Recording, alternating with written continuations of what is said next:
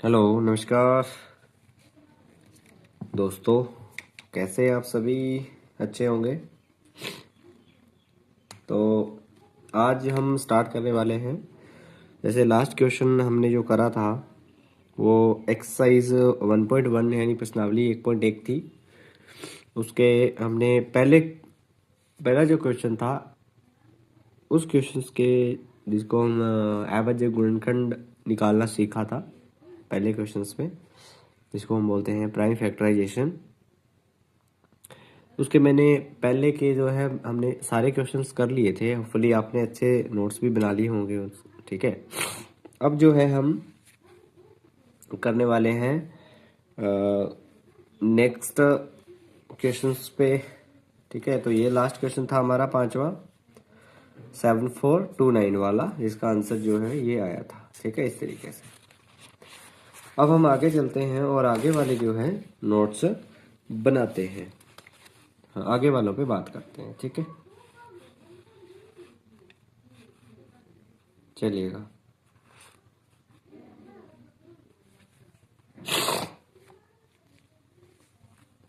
तो अभी जो है हम करने वाले हैं वो करने वाले हैं क्वेश्चन नंबर 2।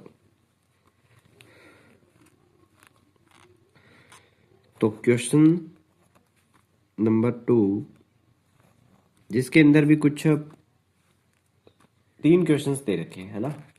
बुक में अगर आप देखोगे, मैंने बुक भी आपकी जो है देखी है, तो उसमें 3 क्वेश्चंस दे रखे हैं।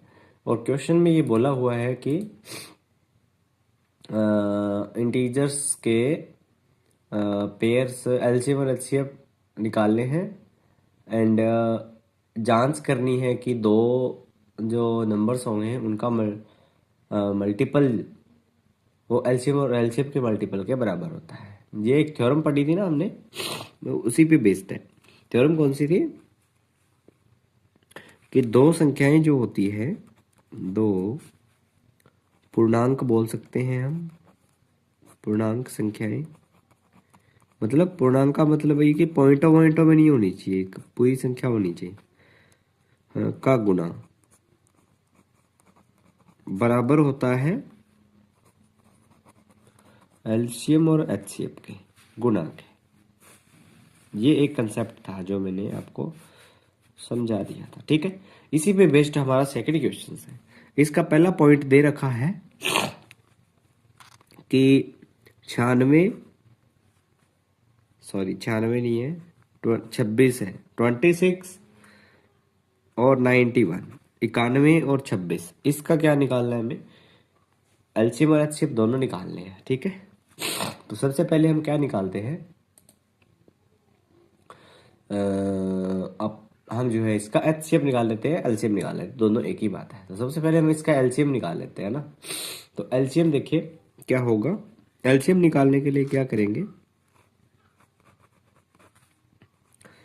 एलसीएम ऑफ 26 ऑन दिस क्या होगा? एलसीएम निकालने का तरीका मैंने क्या बताया था आपको, अच्छे से समझ आना चाहिए। कि पहले 26 है, इसके गुणनखंड बनाएंगे 2 इंटू 13। हो गया। अब आगे तोड़ ही नहीं सकते, इसको तोड़ दिया मैंने। 2 इंटू 13 तोड़ सकते हैं। उसके बाद 91 में 7 का भाग जाता है 13 बार। 13 7 91, 7 का भाग जाता है 13 बार। और तो इसमें हो ही नहीं सकता। ठीक है, तो अब हम क्या करेंगे? एलसीएम निकाल लेंगे। एलसीएम निकालने के लिए मैंने बोला आपको कि क्या करना होता है, अधिकतम पावर लेनी होती है ना। तो यहाँ पे देखिए 2 की अधिकतम पावर क्या है? 2 की एलसीएम बराबर 2 की अधिकतम पावर 1 है तो 2 लिख दिया। फिर 7 की अधिकतम पावर 1 है, 7 लिख दिया। 13 की अधिकतम पावर 1 है तो 13 लिख दिया। अब इन सबका गुना कर दिया तो 13 7 91, 91 दूना कितने होते हैं? 182। 91 दूना 182, 182। तो 182 क्या आ गया? एलसीएम आ गया। 182 क्या आ गया? एलसीएम आ गया। अब हम यहाँ पे क्या निकालेंगे? एलसीएम निकालने के बाद में यहाँ पे आएगा हमारा एचसीएफ। तो HCF निकालते हैं 26 और 91 का। तो वही तरीका होता है कि अपने 96 का पहले कर लेते हैं, चलो 7 इंटू 13, और 26 का कर लेते हैं 2 इंटू 13, और इसमें जो कॉमन होता है उसी को क्या बोलते हैं, हम HCF बोलते हैं। तो कॉमन क्या है इन दोनों में, 13 है, तो HCF क्या आ गया, 13। ठीक है, कॉमन क्या है, 13 है, बस यही क्या हमारा HCF है। और अब HCF और LCM में तो वो निकल चुका है। अब हमें क्या करना है, वही तरीका, दो संख्याओं का गुना। दो संख्याएं क्या है, दो संख्याओं का गुणनफल, ऐसे लिखेंगे।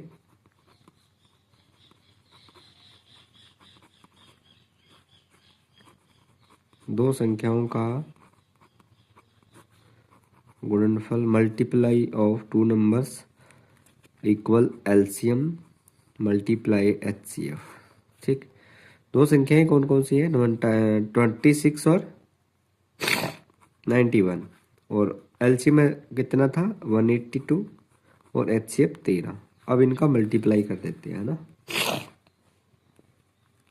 तो इसका मल्टीप्लाई मैंने किया तो जो आंसर आया वो आया 2366, और इसका भी जो आंसर आएगा वो आएगा 2366। यहाँ ये लिख देंगे, और हेंस प्रूव्ड, प्रूव करना था तो यहाँ पे लिख देंगे हेंस प्रूव्ड, या हिंदी में लिखें तो इति सिद्धम। ये एक संस्कृत का शब्द है इति सिद्धम, कि हमने सिद्ध कर दिया। हिंदी वाले इति सिद्धम लिखेंगे, और इंग्लिश वाले हिंस प्रूव्ड लिख देंगे, है ना। ये आंसर आ गया इसमें। ठीक है, ऐसे ही क्वेश्चंस को सॉल्व करना होता है बोर्ड एग्जाम के अंदर। आप इसको अच्छे से देख लीजिए एक बार। पहले LCM निकालोगे ऐसे, फिर HCF निकालोगे ऐसे, और फिर दोनों संख्याओं का गुणनफल जो है यहाँ पे लिख दोगे कि जांच, या जांच करनी है तो यहाँ पे लिख दोगे कि जांच। जांच करने में ऐसे लिख दोगे, और जांच करेंगे तो दो संख्याओं का मल्टीप्लाई क्या होता है वो कंसेप्ट लगाएंगे और इसमें रख देंगे, यहाँ से जो हमारा आंसर आ जाएगा। उसके बाद हमारा नेक्स्ट क्वेश्चन है, नेक्स्ट जो कॉन्सेप्ट है वो है, वो लेते हैं। अगला क्वेश्चन दे रखा है क्वेश्चन नंबर 2।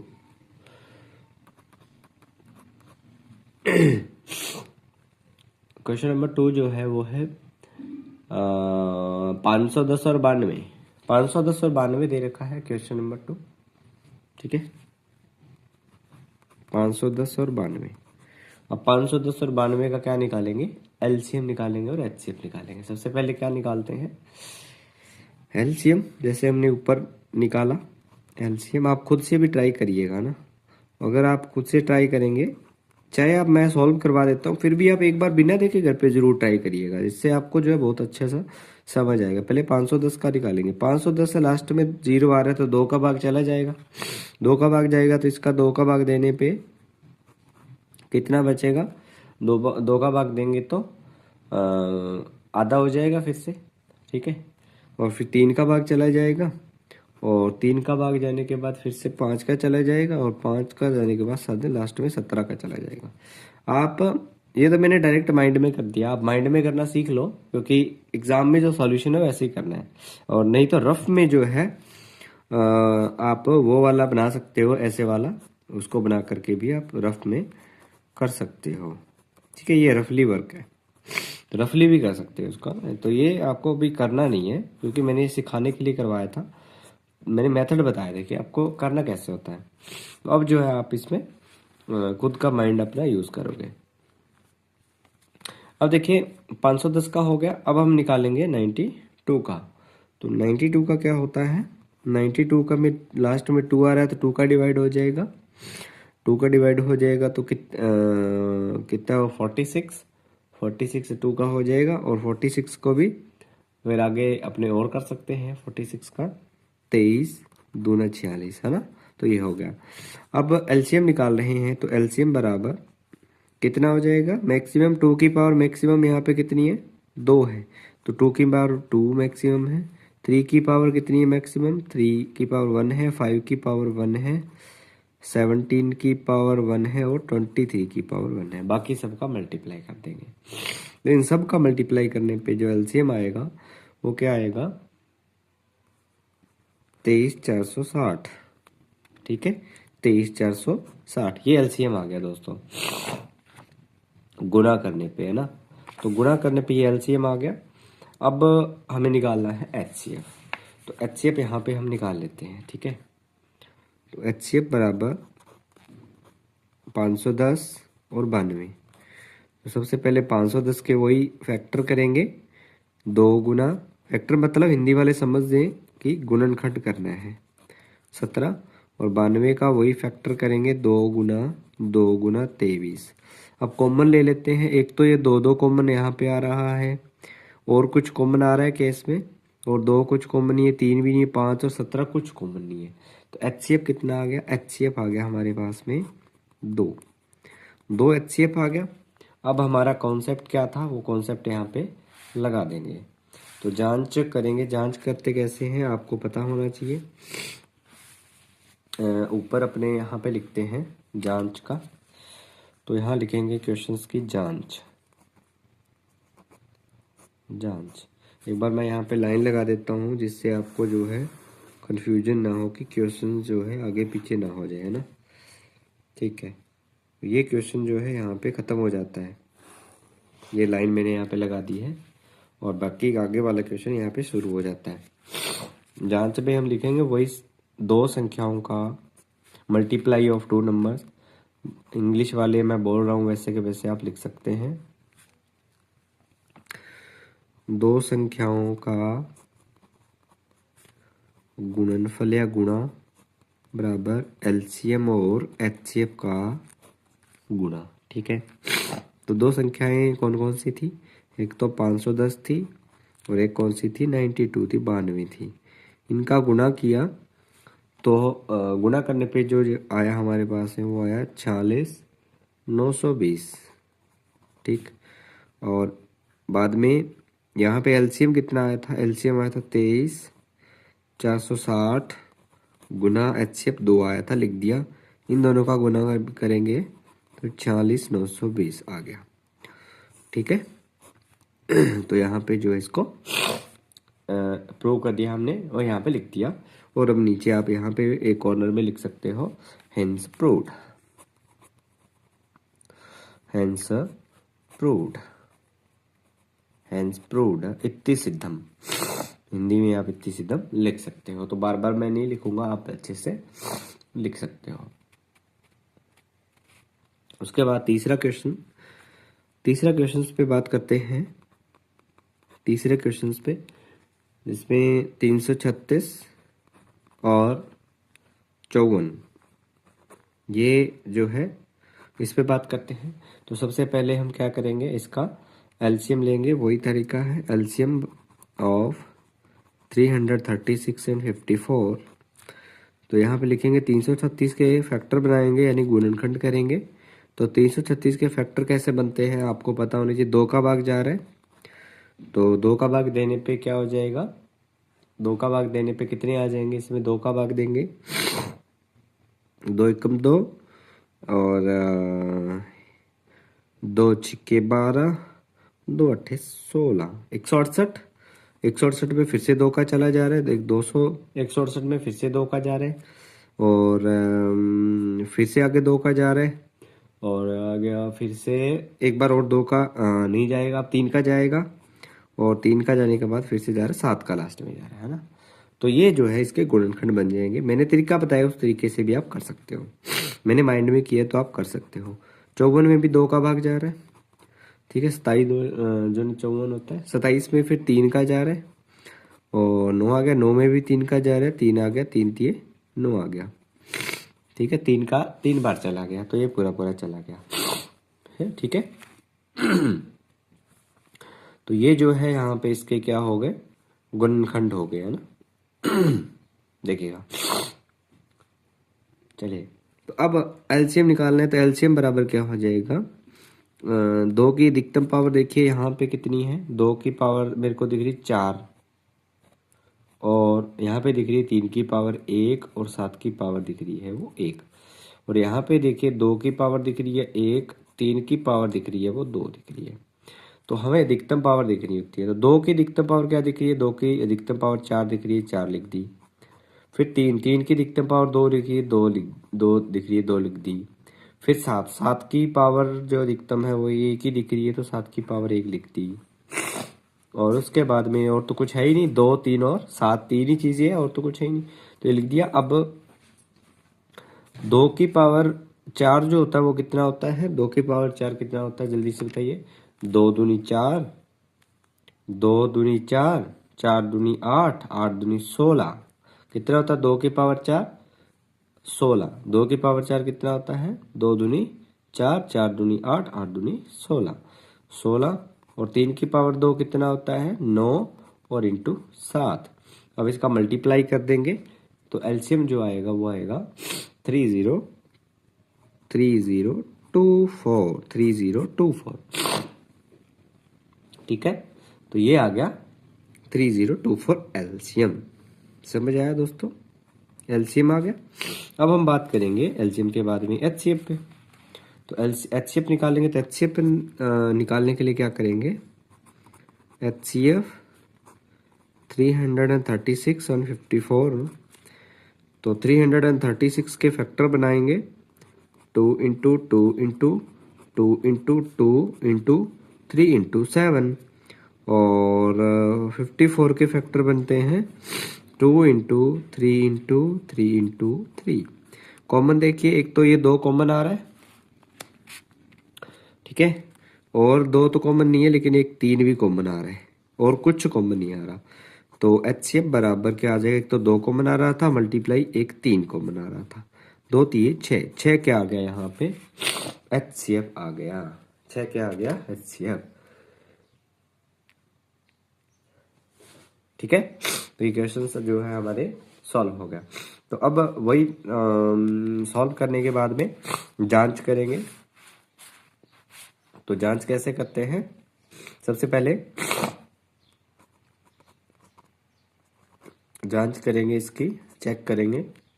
तो 2 संख्याओं का वो लिखेंगे आप हिंदी में, 2 संख्याओं का गुना बराबर एलसीएम और एचसीएफ का गुना। तो एलसीएम और एचसीएफ का गुना कर दीजिए। 2 संख्याएं कौन कौन सी थी, एक तो 336, एक 54, एलसीएम आया था कितना 3024 और एचसीएफ आया था 6। तो इसका गुणा कर देंगे, गुणा करने पे जो हमारे पास में मल्टीप्लाई करने पे जो आंसर मिलेगा एक बार करके देखिए, लगभग 6 चौके 24, लास्ट में 4 आएगा, लगभग 18,144। ठीक है, और यहाँ पर भी देखिए 4 छके 24, लास्ट में 4 आएगा, मतलब 18,144। तो ये दोनों बराबर हो गए। तो यहाँ से हम लिख सकते हैं कि ये जो क्वेश्चन सॉल्व हुआ, और यहाँ पे लिख देंगे हैंस प्रूव्ड, इति सिद्धम। तो हमने प्रूव कर दिया कि ये जो हमने कॉन्सेप्ट पढ़ा था वो जो कॉन्सेप्ट है वो एकदम सही कॉन्सेप्ट था। ठीक है, तो एक बार देख लीजिए इसको और खुद से जो है इसको ट्राई करिएगा। मैं होमवर्क के लिए आपको एक क्वेश्चन देता हूँ, वो क्वेश्चन आप जो है खुद से ट्राई करिएगा। चलिए, तो क्वेश्चन देख लीजिए आप, होमवर्क के लिए देता हूँ, एक्स्ट्रा क्वेश्चंस में आ जाएगा ये।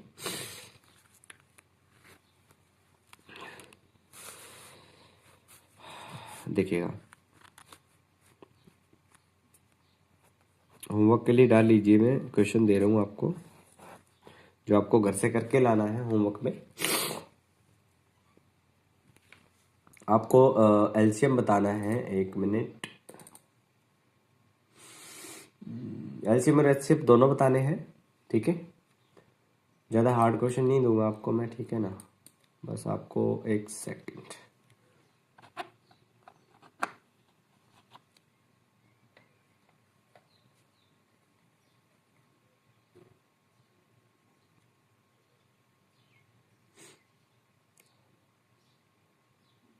ठीक है, एक तो आपको करना है 36 और और 45 का, 36 और 45 का क्या निकालना है आपको? एलसीएम और एचसीएफ दोनों। ठीक है, क्या निकालना है? एलसीएम और एचसीएफ। ये आपका होमवर्क रहेगा, आप अच्छे से ट्राई करिएगा और मुझे इसका सॉल्यूशन करके आप मुझे कमेंट में ज़रूर बताइएगा आंसर। ठीक है, कमेंट में तो वहाँ पे जो चैट वाला ऑप्शन रहता है वहाँ पे, क्योंकि अभी ये यूट्यूब पे तो लाइव चल नहीं रहा, और हो सकता है आगे आने वाले टाइम में हो सकता है यूट्यूब पर हम इसको चलाएं फ्री में। तो अभी के लिए जो ऐप में है वो रहेगा ये। तो दोनों बताइएगा मुझे, ठीक है? फिर आपको शीट में बहुत सारे क्वेश्चंस और भी मैं आपको प्रोवाइड करवाऊंगा। अब हम चलते हैं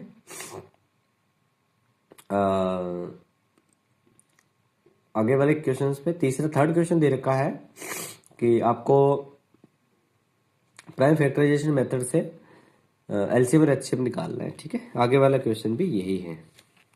तो तीसरे क्वेश्चन पे चलते हैं हम। क्वेश्चन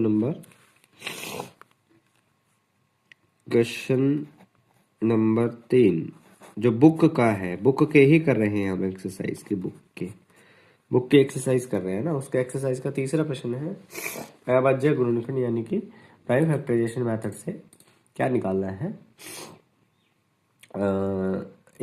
तीन तीन का सेट दे रखा है, इनके एलसीएम और एचसीएफ निकालने हैं। इस बार क्या है, तीन तीन के सेट है, पहले दो दो के थे, है ना, अब तीन तीन के सेट है इसमें।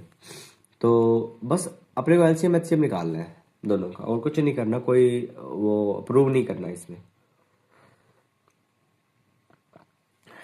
क्वेश्चन लिख देता हूं मैं और आप इसको ट्राई करिएगा, ट्राई करिए फटाफट।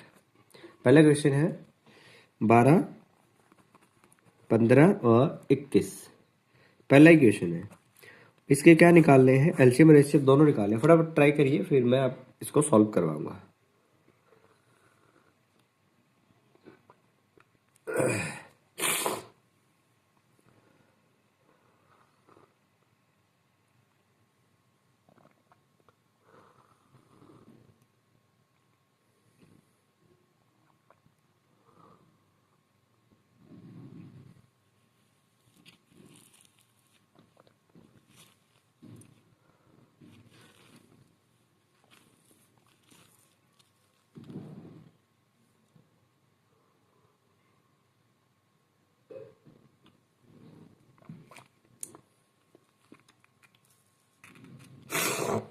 ठीक है, तो चलिए सॉल्व करते हैं। सबसे पहले इसके फैक्टर बनाएंगे, क्योंकि एलसीएम और एचसीएफ निकालने से पहले आपको क्या बनाने आना चाहिए?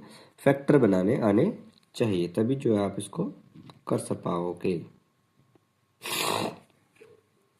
चलिएगा, तो सबसे पहले 12 का फैक्टर क्या होता है? 2 का डिवाइड होगा 6 बार, 6 का डिवाइड हो जाएगा 2/2 × 3। ठीक है, हो गया, लिखना नहीं होता ना। उसके बाद 15 के 3 × 5 हो जाएगा, और 21 का कितना हो जाएगा? 3 × 7। ठीक है, और तो कोई फैक्टर नहीं बनेंगे, ऐसे ही बने, क्योंकि और तो इनको तोड़ ही नहीं सकते। फाइनल टोटे कितने हो सकते हैं वो करने होते हैं। तो एलसीएम जो है वो कैसे निकालेंगे? डायरेक्ट एलसीएम निकालने के लिए क्या करना होता है कि हाईएस्ट पावर, 2 की हाईएस्ट पावर कितनी है? देखिए 2 की 2 है, तो 2 की पावर 2। 3 की कितनी हाईएस्ट पावर? 3 की पावर 1 ही है, इसमें भी 1, इसमें भी 1, इसमें भी 1, 3 की पावर 1। और 5 की भी 1 है और 7 की भी 1 ही है, तो इनका आपस में क्या हो जाएगा? मल्टीप्लाई हो जाएगा। और मल्टीप्लाई करिए जल्दी से, इसका मल्टीप्लाई करेंगे तो क्या आ जाएगा? 2 की पावर 2 4, 3 12 पंजे 60, 60 सत्ते कितना होते हैं? 420। एलसीएम आ गया 420। ठीक है, एलसीएम 420 आ गया ना। अब देखिए एचसीएफ की बात करते हैं। तो एचसीएफ क्या करेगा कि वही तरीका है कि हमें फैक्टर बनाने हैं। सबसे पहले तो फैक्टर तो हमने बना ही चुके हैं ऊपर, फिर से नहीं बनाने इसमें। ठीक है, आपको डायरेक्ट आंसर ही निकालना है, इसमें फिर से फैक्टर जो है नहीं बनाने। तो कॉमन क्या आ रहा है वो निकाल लीजिए। तीनों में कॉमन 3 आ रहा है, एक इसमें भी, इसमें भी, इसमें भी 3 कॉमन आ रहा था, एक ही बार है, तो 3 जो इसका क्या आ जाएगा? एचसीएफ आ जाएगा डायरेक्ट। जो ही कॉमन है वही जो है कॉमन फैक्टर जो है वही को निकालना होता है। कॉमन फैक्टर क्या है इसमें? कॉमन फैक्टर 3 है, इसको हिंदी में सार्वगुणनखंड कहते हैं। कॉमन वही होता है सार्वगुणनखंड। तो ये आ गया। तो एलसीएम भी हमने यहाँ पे निकाल लिया और एलसीएम एचसीएफ जो हमने यहाँ पे निकाली, क्वेश्चन सॉल्व हो गया। दूसरा क्वेश्चन जो है हम लेते हैं यहाँ पे, सेकंड क्वेश्चन जो दे रखा है वो दे रखा है 17, 23 और 29।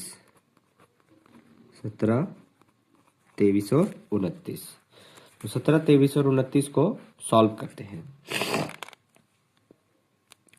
पहले 17 के फैक्टर बनाएंगे। तो 17 का फैक्टर तो 1 इंटू 17 ही बनता है। 23 जो है 23 को और नहीं तोड़ सकते, 1 इंटू 23 ही बनता है। 29 जो है इसको भी नहीं तोड़ सकते, ये भी 29 इंटू 1 बनता है। एक बात आप देख रहे होंगे, ये 17, 23 और 29 जो है ना, ये प्राइम नंबर्स हैं। प्राइम नंबर्स मतलब प्राइम नंबर अभाज्य संख्या, अभाज्य संख्या जिनको और विभाजित नहीं किया जा सकता। तो अभाज्य संख्या को कभी नहीं तोड़ सकते। तो जब भी आपको 3 अभाज्य संख्याएं दिख जाए तो उनका जो एलसीएम होता है ना, वो इन सभी का आपस में गुणा ही होता है। इन सब का आपस में ही गुणा क्या होता है? एलसीएम होता है। तो एलसीएम क्या होगा इनका?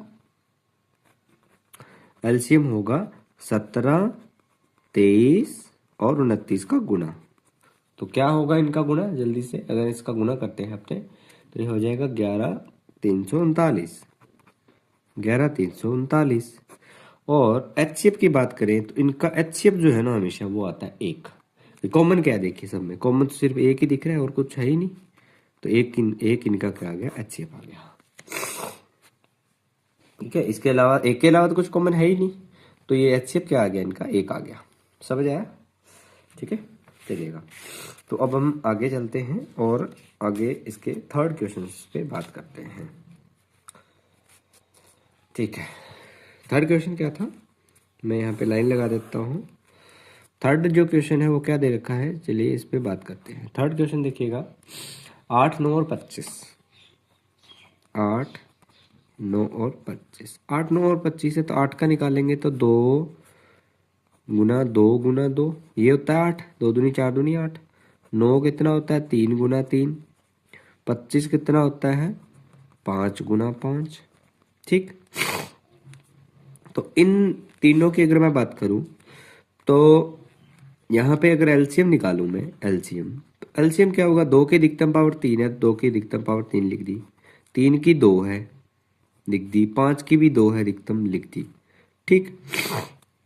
तो यहाँ पे अगर मैं बात करूं तो इन सब का ही गुना कर दिया। 2 की पावर 3 8 होता है, 3 की पावर 2 9 होता है, 5 की पावर 2 25 होता है। मतलब इन संख्या का ही आपस में गुना हो गया। मतलब ये है कि अगर तीनों में कुछ भी कॉमन ना हो ना, जिनका एचसीएफ 1 आ जाए या जिनमें कुछ भी कॉमन ना हो, तो उनका आपस में गुणा करने पर जो आंसर आए वही इनका एलसीएम होता है। तो इनका आपस में जो गुणा करेंगे वही जो है इनका आंसर हो जाएगा। ठीक है, तो यहाँ पे इनका गुणा कर देते हैं तो ये आ जाएगा पूरे के पूरे 8 ने 72, 72 पंजे लगभग 180 यानी 1800 आ गया।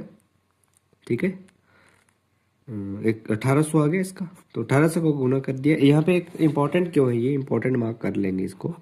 इम्पॉर्टेंट क्यों है? इम्पॉर्टेंट इसलिए है कि पिछले वाले क्वेश्चन में भी मैंने 17 वाला एक एग्जाम्पल आया था, मैंने समझाया था कि इसमें कॉमन कुछ नहीं है सिर्फ 1 के अलावा। इनमें भी कॉमन कुछ नहीं है 1 के अलावा। तो कुछ कॉमन नहीं हो तो मैंने बोला था कि आपस में सबका गुणा कर दो, वही इनका एलसीएम होता है। ऐसा ही इसमें हो रहा है, ऐसा भी इसमें भी हो रहा है। ठीक है, अब देखिए हो गया। एचसीएफ क्या होगा? एचसीएफ तो वही है कि कुछ भी कॉमन नहीं है तो वो एक तो कॉमन होता ही है, तो एचसीएफ 1 होगा। जिनमें कुछ भी कॉमन ना हो वहां एचसीएफ क्या होता है? 1 होता है हमेशा। ठीक है, तो यहाँ पे ये जो है आपको समझ आ गया होगा।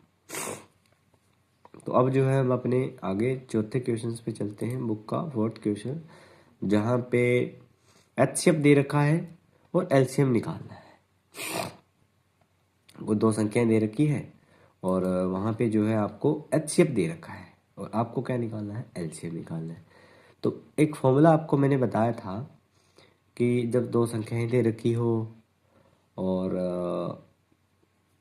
उनका एलसीएम और एलसीएम निकालने पे क्या कॉन्सेप्ट होता है वो आपको मैंने सिखाया, तो वो यहाँ पे इस पर फिर से एक बार बात कर लेते हैं। बहुत इंपॉर्टेंट ये क्वेश्चन है जो आपके एग्ज़ाम में आने लायक है। ये क्वेश्चन, क्वेश्चन नंबर 4 आपकी बुक का ही क्वेश्चन है। इस कंडीशन में क्या होगा, पीछे हमने जो चीज़ें करी जिसमें हमें एलसीएम निकालना था, एचसीएफ भी निकालना था, फिर हमें चेक करना था कि वो कंसेप्ट काम करता है कि नहीं करता, और गुणनखंड करने भी हमने सीखे। इसमें हमें क्या करना पड़ेगा, गुणनखंड निकालने की ज़रूरत ही नहीं पड़ेगी। बिना गुणनखंड यानी फैक्टर करे हमें पता लग जाएगा, क्योंकि ऑलरेडी हमें एचसीएफ यहाँ पे दे रखा है। ठीक है, चलेगा। बहुत इंपॉर्टेंट क्वेश्चन है, आपके एग्जाम में आने लायक क्वेश्चन है, very important question for my and. ठीक है, मेरी तरफ से ये इंपॉर्टेंट क्वेश्चन है, आ सकता है, वेरी इंपॉर्टेंट। ये बोर्ड लेवल का क्वेश्चन है ना। चलिए, तो क्वेश्चन क्या है, क्वेश्चन ये है कि एचसीएम ऑफ 306 और 657 इज 9, यानी कि 9 है इन दोनों संख्या 2 दे दी, ये इन दोनों का एचसीएफ जो है वो 9 है। ठीक है, आपको फाइंड करना है एलसीएम। LCM is what? ठीक है, एलसीएम निकालना है। तो मैंने एक फॉर्मूला बताया था, मान लेते हैं कोई संख्या नंबर n1 है, एक संख्या n है वो n1 है, दूसरी संख्या n2 है। इन दोनों को गुणा करते हैं, दो संख्याओं का गुणा, n1 संख्या और n2 संख्या, दोनों संख्याओं का गुणा एचसीएफ और एलसीएम के गुणा के क्या होता है, बराबर होता है। ये मैंने बताया था। अब हमें निकालना एलसीएम है, तो एलसीएम हम इधर रखेंगे और फॉर्मूला बनाएंगे यहाँ से। एलसीएम बराबर कितने हैं, बराबर है n1 गुणा n2, और ये इधर आएगा तो नीचे चला जाएगा, तो बटे में HCF। तो यहाँ से जो फॉर्मूला बना वो बना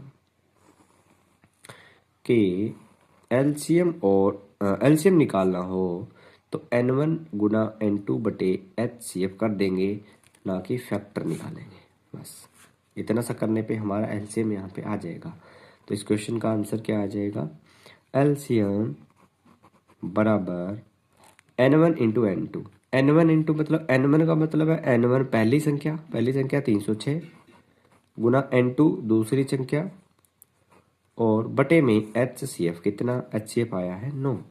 अब 9 से ये काट लेंगे, ऊपर गुना में है तो कट सकता है, 9 से कट जाएगा, तो यहाँ इसको मैं ऊपर लिख दूंगा। ठीक है, यहाँ इसको लिख देंगे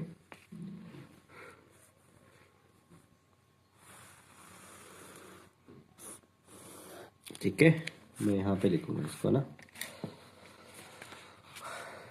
चलेगा।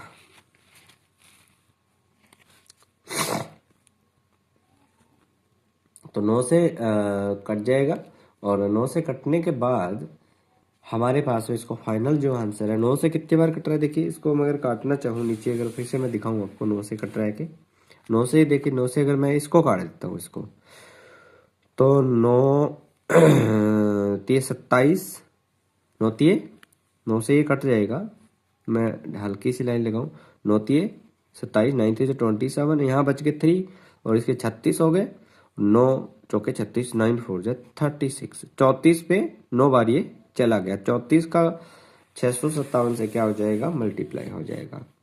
तो यहाँ मैं लिख दूंगा एलसीएम बराबर 34 गुना 657। अब इसका गुणा कर देंगे आपस में, और गुणा करने पे जो हमारे पास में आया 6 सत्ते 42,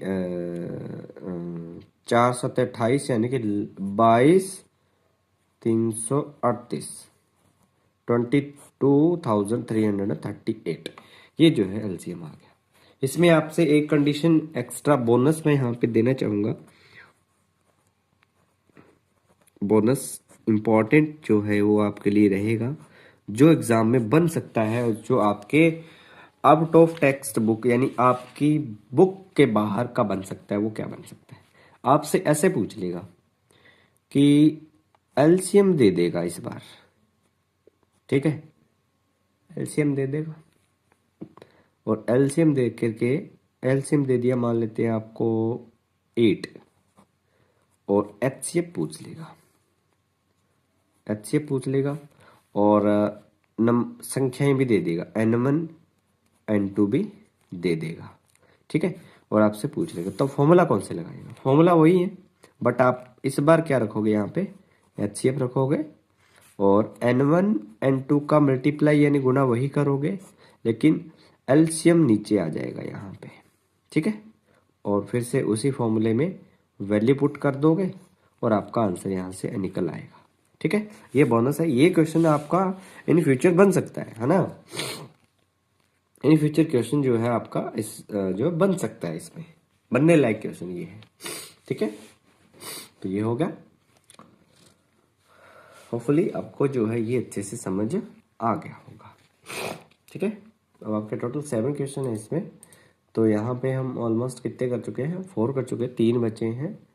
और अब हम आगे वाले क्वेश्चन पे जाते हैं। 5 नंबर जो क्वेश्चन हमारा है उस पर आज ये 1.1 ख़त्म करेंगे। कल से जो है हम स्टार्ट कर देंगे इरेशनल नंबर्स जो हमारे इसमें है, अपरिमेय संख्याएं, उसके बारे में बात कर देंगे। 5वां क्वेश्चन जो दे रखा है वो देख रखा है कि जांच कीजिए कि क्या किसी नेचुरल नंबर n यानी कि प्राकृत संख्या n के लिए संख्या 6 की पावर n 6 की घात n अंक 0 पर समाप्त हो सकती है क्या। ये बहुत इंपॉर्टेंट क्वेश्चन है कि अगर हम किसी भी नेचुरल नंबर को, अगर कोई भी नेचुरल नंबर है, वो कोई भी नंबर हो नेचुरल, वो क्या 6 की पावर n हो सकता है क्या। मतलब अगर कोई नेचुरल नंबर 8 है तो क्या वह 6 की पावर 8 हो सकता है। और 6 की पावर 8 करने पर उसकी 6 की पावर 8 करने पर वो 0 पे समाप्त हो सकती है कि कभी, यानी उसका लास्ट अंतिम जो अंक है, यानी कि इकाई अंक है, यूनिट डिजिट है, क्या वो 0 आ सकता है क्या कभी 6 की पावर n करने पर। n का मान कुछ भी हो सकता है, ठीक है, कोई भी नेचुरल नंबर हो सकता है, क्या वो कभी 0 पे समाप्त हो सकता है, ये पूछ रही है ना। तो इसको हम समझते हैं, एक बार आप इसको भी इसको एक बार ट्राई करिए और फिर मैं आपको बताता हूँ, ठीक है, चलेगा। तो अपने इस क्वेश्चन को सॉल्व करते हैं, ठीक है। ये इंपॉर्टेंट क्वेश्चन है ना, और डायरेक्ट इसका छोटा सा ही सॉल्यूशन है, ज़्यादा कोई बड़ा क्वेश्चन सॉल्यूशन जो है वो यहाँ पे नहीं है, ठीक है। चलिए इसको सॉल्व करना शुरू करते हैं। क्वेश्चन नंबर 5, क्वेश्चन नंबर 5 पूछ क्या रहा है आपको समझना बहुत जरूरी है। क्वेश्चन ने पूछा ये है कि कोई नेचुरल नंबर है, कोई प्राकृत संख्या मान लेते हैं n है, ठीक। ये n जो है वो अगर मैं 6 की पावर कर दूं, ठीक है, क्या अगर 6 की पावर करूं तो वो डैश डैश डैश लास्ट अंक जो है 0 हो सकता है कि नहीं हो सकता, ये पूछ रहे हैं कि लास्ट में कभी 0 बन सकता है क्या। अगर हम 6 की पावर n का अगर n की वैल्यू 1 ले लूं, तो अपने एग्जाम्पल लेकर के देखते हैं, एग्जाम्पल मतलब इसकी वैल्यू पुट करके देखते हैं। अगर मान लेते हैं n की वैल्यू मैं 1 ले लूँ, तो क्या 6 की पावर 1 हो जाएगी, n की जगह 1 लग दिया, क्या 6 की पावर 1 6 होता है, अंतिम अंक तो 0 नहीं बना। फिर से देखते हैं, n की वैल्यू 2 रखते हैं, 2 रखने पे 6 की पावर 2 36, अभी भी 6 बन रहा है, नहीं बन रहा। n की पावर 3 रखने पर देखिए 6 की पावर 3 216 बन रहा है, ठीक है, ये हो गया। यानी कि 6 की पावर 3 रख दो, 2 रख दो, 1 रख दो, लास्ट डिजिट 6 ही बनेगा, ठीक है, 6 ही बनेगा। क्यों बनेगा, इसलिए बनेगा, अब उस पर हम बात करते हैं, ठीक है। क्योंकि जो 6 के फैक्टर होते हैं ना, सबसे पहले ये क्वेश्चन नहीं था, क्वेश्चन जो आंसर जो है ना यहाँ से शुरू होता है, आंसर मैं यहाँ से शुरू करूंगा। वो मैंने आपको क्वेश्चन समझाया है कि क्वेश्चन कहना क्या चाह रहा है। अब क्वेश्चन आप समझ गए होंगे, अब हम इसके सॉल्यूशन पे बात करते हैं। सॉल्यूशन ये है कि अगर हम 6 की पावर n का प्राइम फैक्टराइजेशन करें, अभाज्य गुणनखंड करें का प्राइम, आप हिंदी में भी लिख लीजिएगा, प्राइम फैक्टराइजेशन अभाज्य गुणनखंड प्राइम फैक्टराइजेशन करें, फैक्टराइज करें तो हमें क्या मिलता है, प्राइम फैक्टराइजेशन करें तो, प्राइम फैक्टराइजेशन करें तो हमें मिलता है 2 इंटू 3, 6 का करें और इसकी पावर n, ठीक है। और एक बात ध्यान में रखिएगा कि अगर इसका हम प्राइम फैक्टराइजेशन करें तो हमें ये प्राप्त होता है या ये हमें मिलता है। और कोई भी नेचुरल नंबर जो 0 पर खत्म होती हो, के आपको याद रखना है, कोई भी नेचुरल नंबर या कोई भी प्राकृतिक संख्या जो 0 पर शुरू होती हो उसके हमेशा फैक्टर में ना 5 आएगा, हमेशा 5। अगर कहीं 5 की पावर बन रही है ना तो वो 0 पे होगा ही होगा। 6 के फैक्टर में कहीं 5 नहीं है, 3 इंटू 2 आ रहा है। जब कहीं पर भी 5 जो बन जाए बस वहां पे उस 0 पे समाप्त हो सकता है और कोई कंडीशन नहीं बन सकती। तो यहाँ पे इसके फैक्टर क्या बन रही है हमें वो चेक करना पड़ेगा सबसे पहले तो, कि 2 इंटू 3 की पावर n। ठीक है, अब आप 2 इंटू 3 की पावर n कर लो या सीधा 6 की पावर n कर लो, कोई फर्क नहीं पड़ता। आंसर लास्ट डिजिट जो है 6 ही आएगा, कितने ही कर लो आप 6 ही आएगा, कभी 0 नहीं बन सकता, बन ही नहीं सकता। अगर मैं यहाँ पे आप एक लाइन लिख लो नीचे, जबकि यानी कि 6 की पावर, यहाँ लिख दो कि प्राकृत संख्या कोई नेचुरल नंबर, कोई भी नेचुरल नंबर, प्राकृत संख्या कोई प्राकृत संख्या नेचुरल नंबर 0 पर तभी खत्म होगी। अपनी लैंग्वेज में लिख रहा हूँ, ये आप खुद से लिख सकते हो, अपनी लैंग्वेज में होगी जब उसका फैक्टर यानी उसका गुणनखंड 2 इंटू 5 की पावर n के रूप का हो। अब इसके उदाहरण भी मैं आपको इसको बताता हूँ लॉजिकली कि ये पॉसिबल है, क्यों है, इसको ही क्यों कर सकते हैं। देखिए इसमें 5 आ रहा है ना फैक्टर में, मैंने 5 बोला था, 5 आ जाता है फैक्टर में और 2 आ जाता है। जब 5 और फैक्टर में आ जाता है तो इन दोनों का गुणा कितना होता है, देखिए 5 दूनी कितने होते हैं, 10 होते हैं। 10 में क्या बन जाता है, 5 2 10 होते हैं, 10 के अंत में 0, और 0 की पावर कितनी कर दो 0 ही बनता रहेगा, कोई फर्क नहीं पड़ेगा। ठीक है, तो यहाँ पे अपने एग्जाम्पल के तौर पे पानी 10 की पावर मान लेते हैं n है, तो यहाँ पे n कितने ही रख दो, मैंने 10 की पावर 1 लिख दी तो भी 10 आएगा। अगर मैंने 10 की पावर 2 लिख दी तो 10 को 2 बार लिख दो चाहे, तो फिर आ जाएगा 100 आ जाएगा, है ना। 10 की पावर 3 लिख दी यानी n की जगह 3 लिख दिया तो यहाँ पे कितने 6 जीरो लग जाएंगे, है ना, 1 लाख हो जाएगा। 10 इंटू कितने हो जाएंगे, ठीक है, 3 जीरो लग जाएगी, है ना, 4। 10 इंटू 10, हाँ 3 जीरो लग जाएगी, है ना। तो ऊपर 3 है तो 3 जीरो लग जाएगी, ऊपर 2 जीरो लग जाएगी, ऊपर 1 है तो 1 जीरो लग जाएगी, ऐसे जीरो बढ़ती जाएगी। ठीक है, तो 10 को जो है ना हम 3 बार मल्टीप्लाई कर देते हैं तो 0 की पावर कितनी भी कर दो लास्ट में 0 बनता है हमेशा, क्योंकि 2 इंटू 5 के जो फैक्टर बने तो इन दोनों का लास्ट में 0 बन, 0 का पावर कितनी भी कर दो अब लास्ट में 0 बनेगा ही बनेगा। तो अगर कोई भी नंबर अगर 2 इंटू 5 उसके अंदर आ रहा है, कहीं भी 2 और 5 की पावर कहीं भी बन रही है तो वो जो है 0 पे समाप्त हो सकता है। इसका फाइनल आंसर जो है यहाँ पे होगा। और इसके लास्ट में एक नंबर लिख दोगे, इतना ये वाला इसमें मेंशन मैंने समझाने के लिए लिखा है, ये आप इसमें नहीं लिखोगे पेपर में। इतना लिखने के बाद डायरेक्ट इस लाइन पे आओगे, अतः 6 की पावर n शून्य यानी 0 पर समाप्त नहीं होगी। क्यों नहीं होगी, क्योंकि उसके लिए 2 इंटू 5 की पावर n के रूप का फैक्टर चाहिए, तभी जो है हो सकती है।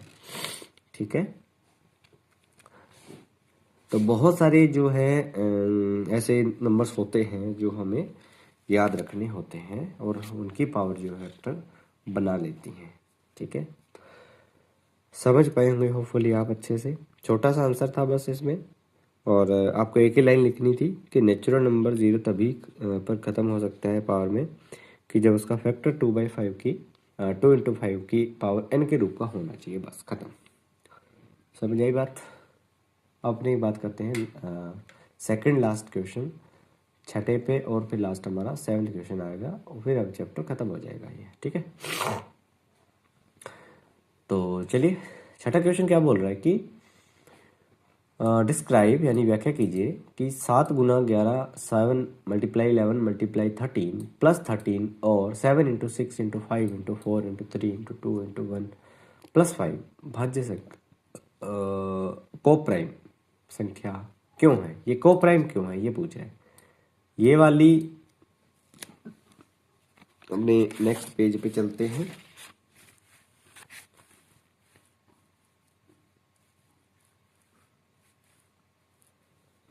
चलेगा। तो क्वेश्चन नंबर 6 बुक का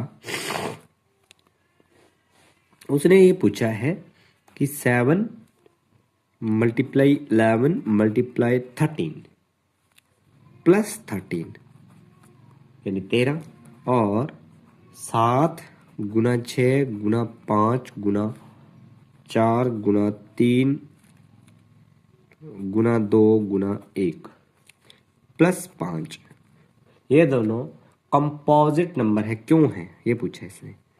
ठीक है, आप एक बात याद रखिए, इन दोनों इस पूरे सेट को मैं क्या लिख सकता हूँ, इसको मैं लिख सकता हूँ 7 फैक्टोरियल। ठीक है, फैक्टोरियल बोलते हैं इसको ना, नीचे ये लगा होता है, या इसको हम ऐसे भी लिख सकते हैं 7 फैक्टोरियल। आई नीचे लगता है ना यहाँ पे 7 फैक्टोरियल, ऐसे नहीं लिख सकते, ऐसे लिख सकते हैं 7 फैक्टोरियल। 7 फैक्टोरियल कहीं लिखा हुआ है, इसका मतलब क्या है, 7 के पहले जितने भी नंबर है सबका मल्टीप्लाई करते जाओ। जैसे 7 से पहले 6 5 4 3 2 1 कर दिया +5, तो इसको मैं ऐसे लिख सकता हूँ 7 फैक्टोरियल +5। ठीक, और इसमें क्या है 7 × 11 × 13 +13। 7 × 11 × 13 जो होता है ना, इनका जो मल्टीप्लाई है करने पे क्या बनता है बताइए, क्या बनता है जल्दी से। पहले क्या करेंगे, हम इन दोनों को अलग अलग सॉल्व कर लेंगे। ठीक है, तो पहले इस वाले को सॉल्व करते हैं। तो मैं इसको सबसे पहले लिखता हूँ, लेट्स सपोज, माना लेट्स सपोज, हिंदी में इंग्लिश में लिखिए, let's suppose a is equals to 7 × 11 × 13 +13। इसको मैं a मान लेता हूँ और इस वाले को मैं b मान लेता हूँ। और b इज इक्वल्स टू 7 × 6 × 5 × 4 × 3 × 2 × 1 +5। दोनों को a और b मान लो, मान लिया। अब इस a का सॉल्यूशन देखिए क्या करेंगे। a के अंदर आप देखिए यहाँ प्लस आ रहा है। ठीक है, तो इधर वाली टर्म और इधर वाली टर्म अलग अलग होगी, 2 टर्म हो गई। इस टर्म में से और इस टर्म में से कॉमन क्या आ रहा है वो देखिए। तो a बराबर कॉमन जो आ रहा है ना वो आ रहा है 13 दोनों में। इसमें 13 इसमें 13 है, दोनों में 13 है, कॉमन आ रहा है। अंदर क्या बचा, यहाँ पे तो बच गया सर 13 × 11 और यहाँ बच गया 1, और कुछ बचा ही नहीं। और 13 यहाँ बचा, 7 × 11 77 +1, ये हो जाएगा 13 × 77 और ये 78। इनका मल्टीप्लाई करने पे जो आंसर आया, पहली बात तो इसको मल्टीप्लाई करो मत आप, यहाँ ये इतना सही रखो। ठीक है, तो 13 और 78 जो है ना, इसमें 13 क्या है, ये एक प्राइम नंबर है। ठीक है, और एक को प्राइम नंबर आ गया यहाँ पे और एक इसमें प्राइम नंबर आ गया है। तो अगर एक प्राइम नंबर आ गया यानी कि एक को प्राइम नंबर, एक अभाज्य संख्या और एक भाज्य संख्या आ गई, तो इसके और भी फैक्टर बन सकते हैं, क्योंकि 78 को मैं और भी फैक्टर बना सकता हूँ इसमें। ठीक है, बना सकता हूँ, अन्य 2 फैक्टर और भी इसके बन सकते हैं बहुत सारे। अब मैं बी को सॉल्व करता हूँ, बी को मैं यहाँ पे अगर सॉल्व करूँ तो देखिएगा क्या बनेगा, b is equals to, common क्या आ रहा है दोनों में, 5 कॉमन आ रहा है, 5 कॉमन ले लिया।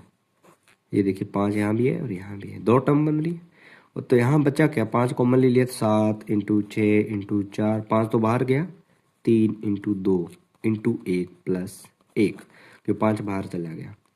आप इसका गुना कर देंगे ना, तो 5 × इसका सबका गुना करने पे जो आंसर आएगा वो आएगा 1008 और प्लस ये 1, तो 5 × 1009।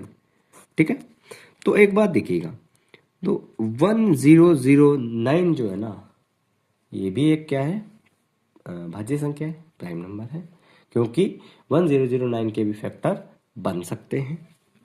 तो इन दोनों, इसके भी फैक्टर बन सकते हैं, इसके भी फैक्टर बन सकते हैं आगे जा कर के। तो ये जो 78 आ गई ना, ये क्या है, को प्राइम नंबर, भाज्य संख्या। अगर एक को प्राइम नंबर, ये भी क्या है, एक को प्राइम नंबर है, क्योंकि इसको आगे तोड़ा जा सकता है। ये भी क्या है, को प्राइम नंबर, भाज्य संख्या। दोनों के दोनों भाज्य संख्या यहाँ आ रही दोनों में, ठीक है, और भी तोड़ा जा सकता है। तो यही पूछा था इसमें कि भाज्य संख्या क्यों है, क्योंकि इन दोनों के फैक्टर या मल्टीप्लाई, इसको सॉल्व करने पर क्या आ रहा है, दोनों में क्या है, एक एक भाज्य संख्या बन रही है। दोनों का मल्टीप्लाई करने पे एक एक भाज्य संख्या बन रही है, इसलिए जो है ये क्या है, भाज्य संख्या हैं दोनों के दोनों, ठीक है। तो यहाँ लिख देंगे, अतः दोनों भाज्य, भाज्य संख्या का मतलब पता है क्या होता है, को प्राइम नंबर। को प्राइम नंबर, सीपीएन लिख रहा हूं मैं शॉर्ट में, आप इंग्लिश में लिख सकते हो, नंबर है, ठीक है। इसीलिए क्योंकि किसी भी संख्या के मल्टीप्लाई में अगर, ये तो मान लेते हैं कि 13 तो और नहीं तोड़ सकते, ये तो प्राइम नंबर है। 13 को मैं यहाँ पे लिख भी देता हूँ, ये क्या है, प्राइम नंबर है, अभाज्य संख्या है। 5 को भी नहीं तोड़ सकते, जिसको आगे नहीं तोड़ सकते वो प्राइम नंबर होता है, ठीक है, यानी अभाज्य संख्या होती है, अभाज्य और नहीं तोड़ सकते। बाकी जो को प्राइम नंबर है, इसको आगे तोड़ सकते हैं अगर उनका मल्टीप्लाई हो रहा है, या जिसके दो से ज्यादा फैक्टर बन रहे हैं, तो वो एक क्या होती है, कंपोजिट, को प्राइम नंबर होता है, ठीक है, चलेगा। तो ये छठे क्वेश्चन का आंसर था, इसके अलावा आपको कुछ भी करने की ज़रूरत नहीं, ठीक है। अब अपने 7वें क्वेश्चन पे और लास्ट क्वेश्चन पे आते हैं। आज का लास्ट क्वेश्चन है, ख़त्म करते हैं, ये एक्सरसाइज ख़त्म हो जाएगी। क्वेश्चन क्या बोल रहा है कि किसी गेम के अंदर, जो गेम का ग्राउंड है, ठीक है, उसके बाउंड्री के चारों ओर, मतलब उसका जो सर्कुलर पाथ है, ठीक है, वर्ताकार पथ है। हिंदी में बोलो तो किसी खेल मैदान के चारों ओर एक वर्ताकार पथ है, मतलब अब जो घूमने वाले एक सर्कुलर ग्राउंड है, उसके एक ग्राउंड है, उसके चारों ओर क्या है, एक सर्कुलर पाथ है। इस मैदान का एक चक्कर लगाने में, इसका ग्राउंड लगाने में सोनिया को जो है 18 मिनट लगते हैं, 18 मिनट लगते हैं, ठीक है, जबकि इसकी इसी मैदान का एक चक्कर लगाने में रवि को 12 मिनट लगते हैं, ठीक है। सोनिया को कितने लगते हैं, सोनिया को लगते हैं 18 मिनट। तो यहाँ पे अपने इसको लिखेंगे, क्वेश्चन नंबर 7, और यहाँ लिखेंगे कि एक सर्कुलर पाथ है। कैसा पाथ है, देखिए ऐसे कुछ एक ग्राउंड है और उसके चारों ओर ऐसा करके कुछ एक सर्कुलर पाथ है, ठीक है। मैं कोशिश करूंगा बनाने की, यहाँ पे ऐसे ऐसे, ठीक है, ऐसे यहाँ चक्कर लगाने के लिए बना हुआ है, ठीक है, ऐसे लगाते हैं चक्कर ये। तो एक तो है सोनिया, हिंदी में लिख रहा हूँ मैं, आप इंग्लिश में भी लिख सकते हो, और एक है रवि। दोनों को जो है चक्कर लगाने हैं। उसको एक चक्कर लगाने में सोनिया को जो 18 मिनट लगते हैं, 18 मिनट, और उसको जो लगते हैं वो लगते हैं 12 मिनट, ठीक। दोनों को जो है अलग अलग टाइम लगता है, ठीक है। अब इसने बोला कि मान लीजिए वे दोनों एक ही साथ, एक ही स्थान और एक ही जगह में से चलना शुरू करते हैं, तो एक ही दिशा में चलते कितने समय बाद पुनः प्रारंभिक स्थान पर आएंगे, है ना। मतलब ये है कि रवि कितने चक्कर लगा लेगा और सोनिया कितने चक्कर लगा लेगी कि वो दोनों एक ही जगह पे, जहां से चले वहां पर वापस आ जाए, जहां से चले थे वहीं पे वापस आ जाए। तो लैंग्वेज बेस्ड क्वेश्चन है ये, लैंग्वेज बेस्ड क्वेश्चन है। आपको पता है क्या निकालने का बोल रहा है, वो निकालने का बोल रहा है LCM। क्या निकालने का बोल रहा है, LCM, समझिएगा, ठीक है। अगर ऐसा कोई क्वेश्चन आए कि लैंग्वेज ऐसी नहीं है, और भी बहुत सारी लैंग्वेज बन सकती है, मैं आपको और भी क्वेश्चन इसके करवाऊंगा, तो आप इसका आंसर कैसे दोगे। चलिए इसका आंसर हम लिखते हैं, और आंसर इसका लिखते हैं। आंसर ऐसे दोगे कि सबसे पहले लिखोगे एक चक्कर में सोनिया टाइम लेती है एक चक्कर में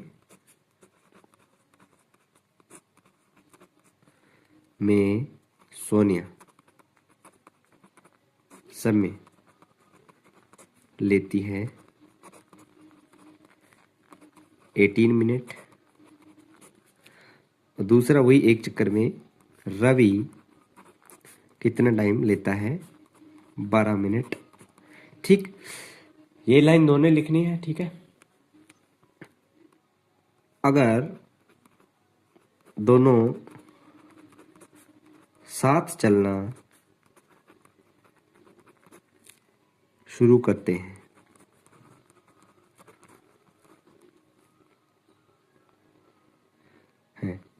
तो क्या करेंगे, एलसीएम ऑफ किसका एलसीएम निकालेंगे, 18 और 12 का, दोनों का एलसीएम निकाल देंगे।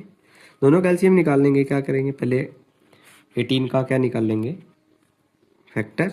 एलसीएम निकालना आता है आपको। 18 के फैक्टर क्या होते हैं, 2 इंटू 9, 18, 9 को लिख सकते हैं 3 इंटू 3। 12 के फैक्टर क्या बनते हैं, 2 इंटू 6, 6 को लिख सकता हूँ 2 इंटू 3। तो एलसीएम निकालने के लिए क्या तरीका होता है, फैक्टर बनाने के बाद पहले 2 और 3 है तो 2 की अधिकतम पावर क्या है, 2 की मैक्सिमम पावर। 2 की मैक्सिमम पावर तो सर 2 दिख रही है, और 3 की मैक्सिमम पावर भी 2 दिख रही है। तो 2 की मैक्सिमम पावर 2 4 होता है, 3 की पावर 9 होता है। तो ये आ गया 9 चुके 36। 9 चुके कितने आ गया, 36। 36 आ गया, 36 इनका क्या आ गया, एलसीएम आ गया।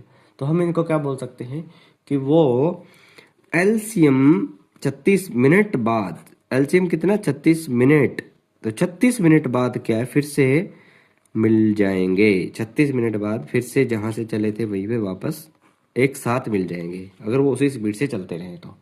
ठीक है, इसके लिए मैंने एक आपको तरीका भी बताया था कि जिससे आपको फैक्टर नहीं निकालने पड़ेंगे, या आप जो है फैक्टर इनका एचसीएफ पता कर लो तो आपको एलसीएम नहीं निकालने पड़ेंगे। ठीक है, एचसीएफ पता करोगे तो ऑटोमेटिकली पता लग जाएगा, वही मेथड यूज कर सकते हो। तो एचसीएफ क्या है, इन दोनों में कॉमन फैक्टर निकाल के पता कर सकते हो कि दोनों में कॉमन क्या है। दोनों में एक तो 2 कॉमन है और एक 3 कॉमन है। 2 कॉमन है तो 2 बार ले लेंगे, 3 कॉमन है 3 बार लिए, 2 3 6 हो गया। 6 हो गया तो एलसीएम निकालना है, तो एलसीएम बराबर क्या होता है, दोनों संख्याओं का मल्टीप्लाई, यानी 18 और 12 का मल्टीप्लाई और डिवाइड में एचसीएफ, यही होता है। और एचसीएफ है 6। अब देख 6 से कट गया 3 बार और 12 दिए 36 मिनट।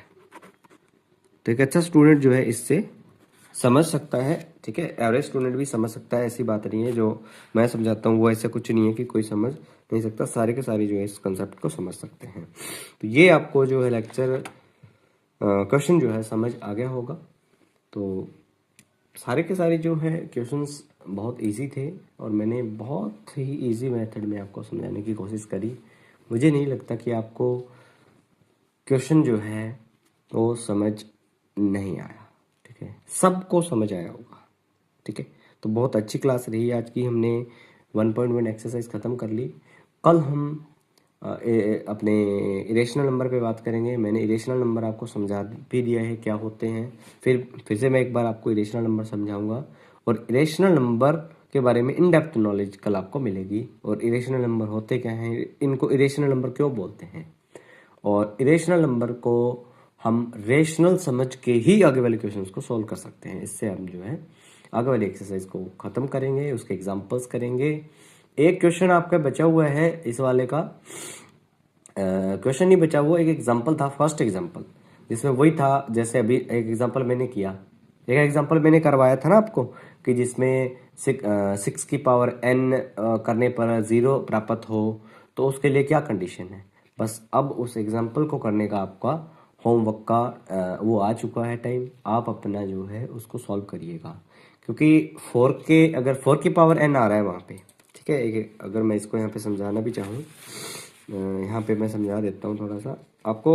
एग्जाम्पल जो है ना बुक का वो दे रखा है। ये लास्ट क्वेश्चन जो शायद मैंने 5वां करा था, एग्जाम्पल नंबर फर्स्ट। ठीक है, इस फर्स्ट एग्जाम्पल में ना आपको दे रखा है कि 4 की पावर n हो और डैश डैश डैश करने पर लास्ट में 0 बन जाए, तो ऐसा पॉसिबल है कि नहीं है। ठीक है, ये जांच करनी थी। तो पहले मैंने क्या बोला था, मैंने बोला कि 4 के फैक्टर करो। 4 के फैक्टर 2 इंटू 2 आ रहा है। क्या फैक्टर 2 इंटू 2 पॉसिबल है? मैंने क्या कंडीशन बताई थी कि फैक्टर बनने चाहिए 2 इंटू 5, 2 इंटू 5 की पावर n बनना चाहिए, तब तो पॉसिबल है। अगर 2 इंटू 2 के फैक्टर बन रहे हैं तो ये कभी भी पॉसिबल नहीं होंगे। अच्छा एक चीज और, अगर मैं यहाँ पे 4 है, 4 को मैं क्या लिख सकता हूँ, 4 को मैं क्या लिख सकता हूँ, 2 इंटू 2 या 2 की पावर 2 इंटू 2 है।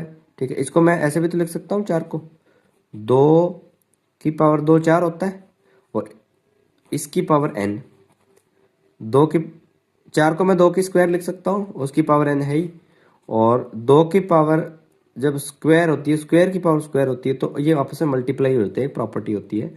तो 2n होगी, 2 की पावर क्या होगी, 2n, 2 की पावर तो 2n होगी। ठीक है, अब 2n होगी तो n के साथ क्या हो रहा है, 2 का गुना हो रहा है। ठीक है, और यहाँ पे अगर n हमें 5 मिल जाए, तो अगर n हमें 5 मिल जाए n, तो फिर क्या है, ये पॉसिबल हो सकता है। तो हम क्या बोलेंगे कि यदि किसी n के लिए संख्या 4 की पावर n शून्य पर समाप्त होगी, तो वह 5 से विभाजित होनी चाहिए, यानी 5 से भाग उसमें चला जाना चाहिए। ठीक है, यानी कि कहने का मतलब ये हुआ कि 4 की पावर जो n है, उसके जो हम प्राइम फैक्टराइजेशन करें, अभाज्य गुणनखंड करें, तो उसमें एक अभाज्य संख्या 5 आना बहुत जरूरी है। 5 अगर उसमें आ गया, क्योंकि 2 तो आ ही रहा है, 5 अगर और आ जाए तो 0 बन जाएगा, 0 बन जाएगा तो 0 आ जाएगी पावर स्क्वायर करने पे, कोई दिक्कत नहीं है। लेकिन यहाँ पे तो 5 है ही नहीं।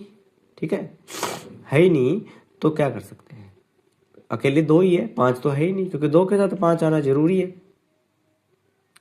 ठीक है, तो जो है इसका कोई जो है नहीं हो सकता। ठीक है, तो इसका जो है आंसर क्या है, ये नहीं हो सकता, ये 0 पे समाप्त नहीं हो सकती। यहाँ पे आंसर जो खत्म हो सकता है।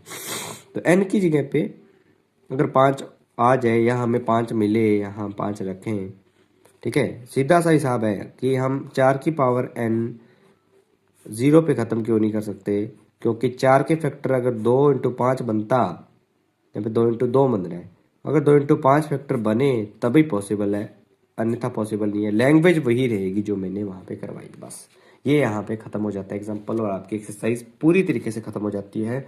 नंबर सिस्टम आपका ख़त्म हो गया यहाँ पे। उसके बाद इरेशनल नंबर हम जो है उसको शुरू करेंगे कल। आज के लिए इतने रखेंगे। मोस्ट वेलकम, थैंक यू दोस्तों।